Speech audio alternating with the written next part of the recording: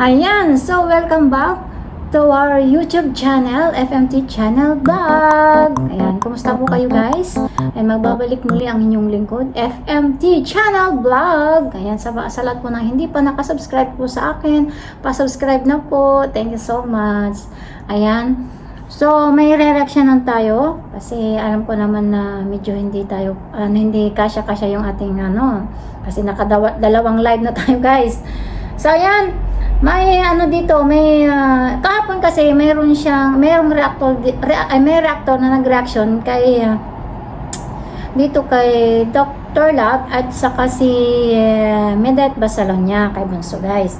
So nagpunta kasi si Dr. Love sa live ni Bunso. So ito reactionan nila guys. So i-play natin si na lang i-play natin si Marsano TV. Ayan, shout out sa iyo Marsano TV. Ito si Marsano TV, before sinusupport ko talaga si Marsano TV, pero ngayon as now medyo bashing ang mga pagre-reaction nila, hindi ako masyadong nagpunta kasi medyo nalalaswan ako sa mga reaction na may mga thumbnail talaga na kalalaswahan yung ganon. Pero okay naman ito si Marsano kasi yan, minsan hindi siya bias, kumbaga nagre-reaction sila yung tama. Pero ayan, ngayon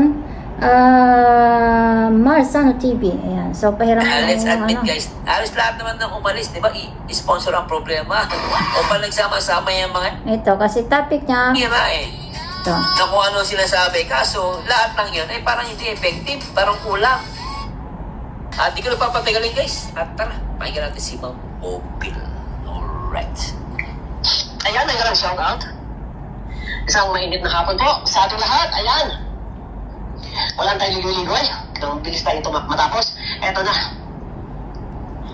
Dr. Love, pinasok si Medet sa kanyang live. Habang naka-live si Medet, andun si Dr. Love. Oo nga, yun o. Doktor, nakadalawang message pa eh. Talagang desperado eh. Sabi, sama na kita sa mga gwapa. Pwede ka ba sa i-vlog joke? Kita mo? Neto. Ayan. Pwede ka So, bang i-vlog? alam niyo po yan, sa mga nandyan, sa mga nag-reaction. Huwag yung bigyan ng masamang pwedeng pumasok sa live. Pero, depende naman siguro kay Medet yan. Siyempre, pumasok sa live niya, grinit niya, or nakipag naman si Medet sa kanyang sa comment. Ayan. So, huwag yung bigyan ng hindi maganda. Kasi, kahit sino man, kahit nasa live namin, siyempre, pag nag-comment, di siyempre, bisitahin. Ganun lang naman yun. Diba? So, ayan. Neto. Pwede ka bang i-vlog? Mahilig ka sa joke, pero totoo yan. Pwede ka bang i-vlog? Hindi ka. Si Medit na naman ang pagtitripan mo. Medit, ingat ka dyan, Medit ha. Medit. Ingat ka dyan, ako.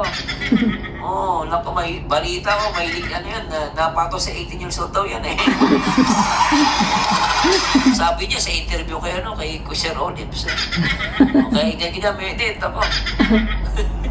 So, nag-comment, nandiyan makikita nyo sa screen. Isama na kita sa mga guwapo ko. Hala. Pwede ba kita i-vlog? Joke. Ayan ang kanyang comment. So, simula na makilala si Medet. ito guys, wala akong masasabi dyan, hindi ako babash, kumbaga. Ako ay nagbibigay lang ng opinion at reaction din sa napanood ko na video guys. Kasi natatawa ko. Minsan kasi natatawa ko kay Marsano guys. And then, yung mga question nyo dito, yung mga haka-haka nyo dito, i-play ko yung live ni Bunso nung kagabi guys, kagabi. So, i-play ko yung live niya. Siguro, maliliwanagan yung isipan kung ano din yung nasa isip ni Medet. Kasi, yung pagpunta na ng isang araw, parang binisita naman ni Dr. Love. Wala naman doon siguro masama guys. Kung binisita man lang ni Dr. Love. Kasi gano'n naman tayo di ba? Wala naman tayong pag nasa live na tayo. Siyempre, sinashoutout natin kung sino yung pumupunta doon. Yan. So, ito, yung kahapon, may nag-comment na naman. Ayan. Ewan ko ba, bakit may mga talagang mga pumapasok na parang ang daming mga tanong-tanong kay Medet.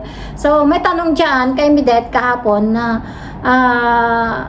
kung may balak ka bang babalik sa Kalingap? Ayan yung ayun na naman yung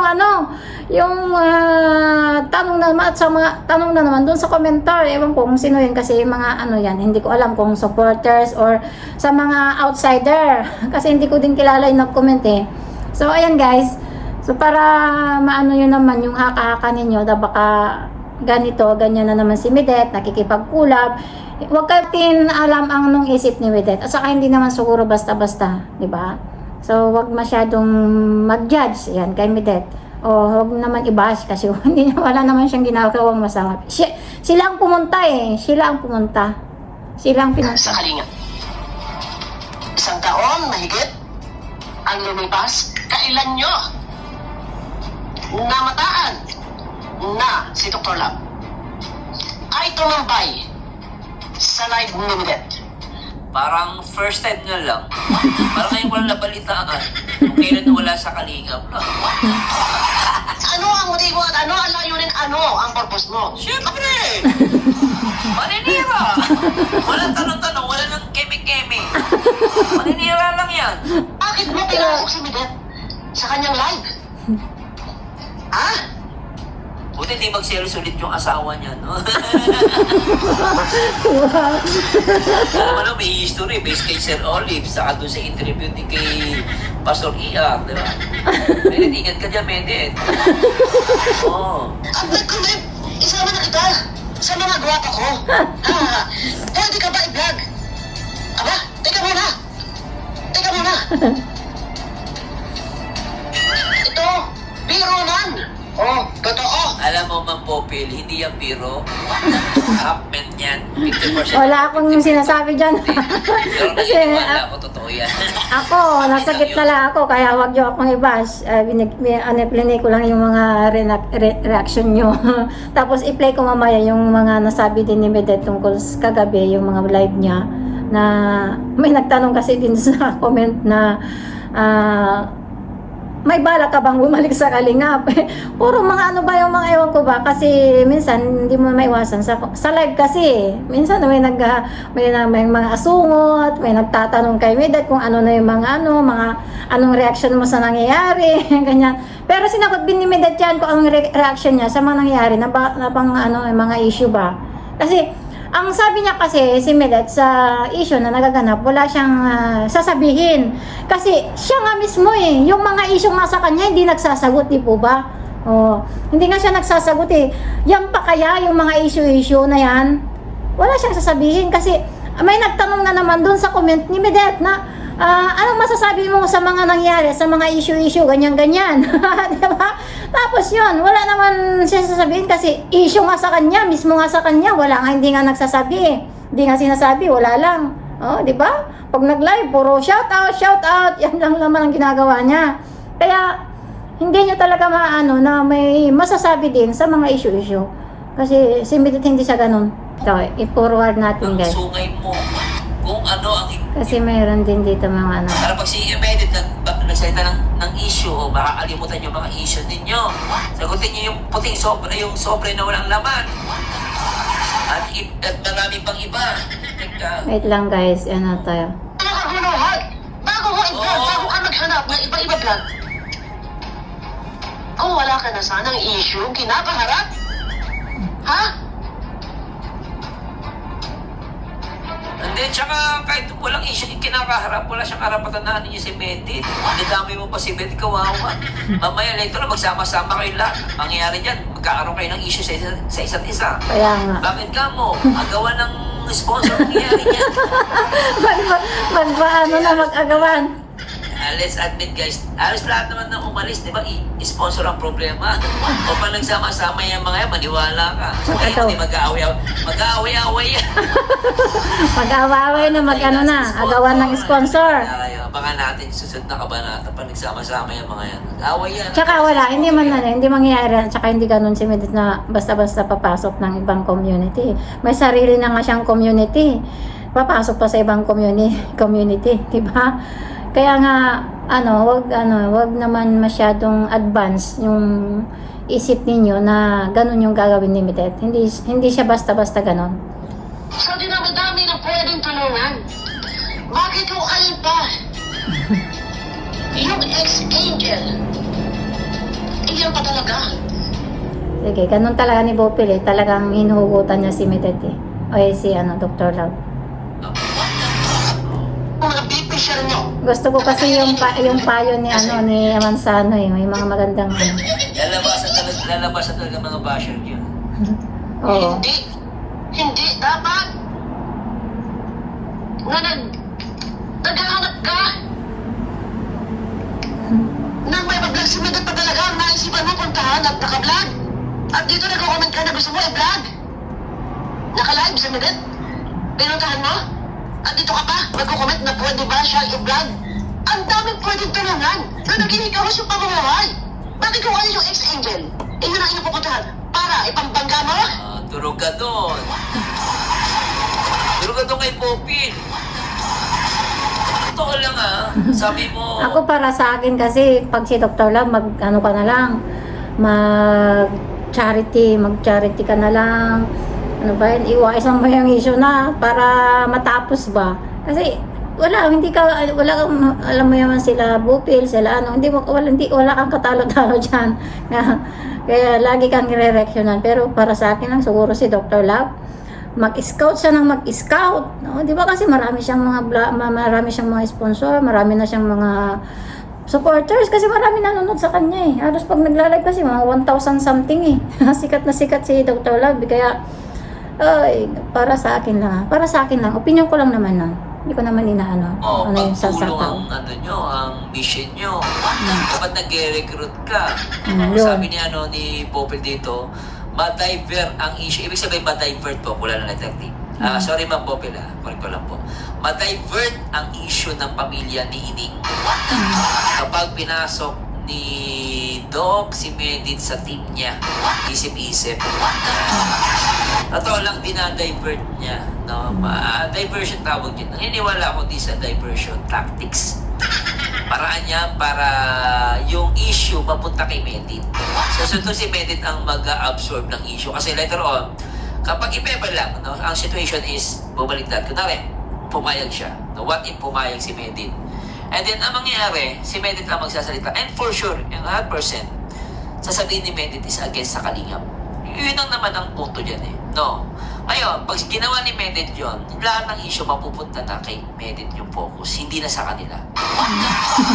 So sila, magagawa nila yung gusto nilang gawin, no? Kaya ganun din yun sa mga anti-Kalingap. Papapansin nyo guys, yung mga anti-Kalingap, binibigyan din nila ng problema. Ang ginagawa nila, kakausapin yung anti-Kalingap ang babanat. So mangyayari, ang away mapopokus na sa mga anti-Kalingap or sa mga kung may aalis man sa Kalingap o yung mga dating nasa Kalingap na umalis, doon mapupunta yung issue. Siya, sitting pretty. Yun nga. Siyempre, boss. Pag tumawag yung boss na sponsor, boss, wala siyang problema. And then yung mga issue niya na pinagsasabi niya, hindi niya sinasagot. Hindi makakalimutan ng tao yun, mapupunta na Calamity. Sa mga nare-recruit nila, pati yung mga anti-Kalingap. Natakaya mga, teka, putik kami ang binabas, ikaw, sarap ng buhay mo dyan. Bumapaldo ka. Eh, huwag kayo magtaka, isang araw, sila mag-aaway, promise. Sila mag-aaway dyan. Kaya yung sinasabi ni mga diversion, ma-divert ang issue ng pamilya ni Ining. Ma-divert talaga, maiiba yung situation. So anyway, tuloy natin, di ba? Niwala ka ba daw, baby boy, di ba? Baby boy, tawa na baby boy ito. Mga guys. Ha? Ipangtapat mo? Sa Kalingap? Viral si Medet. Para gawin mo panlaban sa Kalingap? Pagpapasakit ang ginagawa mo? Wawa naman si Medit. Wala kang magagamit siya. Pero pili ko naman, talino naman si Medit. Di yan papayag. Teka muna. Shout out kay Medit Shout out kay Medit. So, ayan guys. By the way, wala akong masasabi dyan kasi ayaw ko nang mag-open ng bashing. So, ito yung kahapon din, nasagot niya doon sa nag-comment sa mga nag-comment doon sa kanyang live kagabi. Ayan.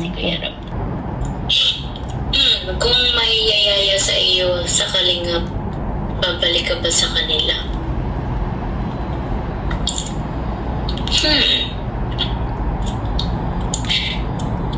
Siguro depende po kung si Kuya Ram. Kung si Kuya Ram po. And parang hindi ko pa nakikita ang sarili ko ngayon na worthy na bumalik sa Kalingap. Siguro, oo. Ano lang po ako, like, doing my own things.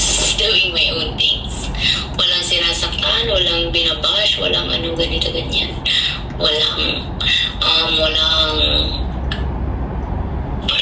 Parang walang kinakampihan, gano'n. Walang sinasawsawa na issue. Kasi ayoko din naman po. Parang, sarang kami ko na pong issue, ayoko nang dagdagan. See?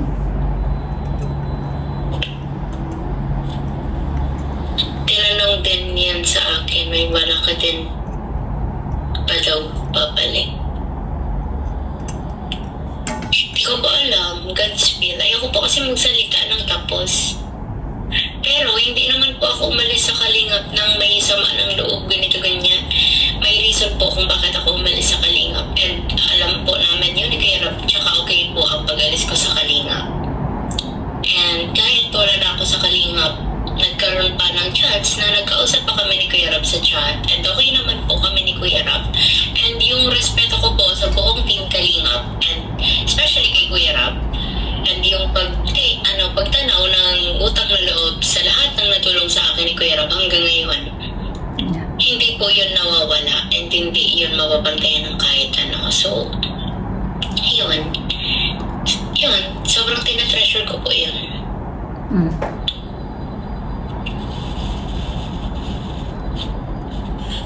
So, ayan guys, diba?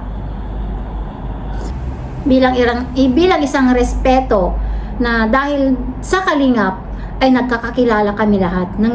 Wala kami dito sa community namin, na Midet committee or nakilala namin si Midet, hindi kami nandito kung hindi dahil ng Kalingap. Kaya nire-respeto ko si Kuya Rab, no? Na nang dahil sa Kalingap ay nagkita-kita tayo at nagkakakilala. Yun lang sa akin. So, yan yung short video ko at opinion ko sa napanood ko na video si Bopil at saka si Marsano. Ayan, thank you so much po. Ayan, thank you so much sa mga Midet supporters na nanonood lagi kay FMT. Thank you so much and see you soon sa mga ating live. Bye!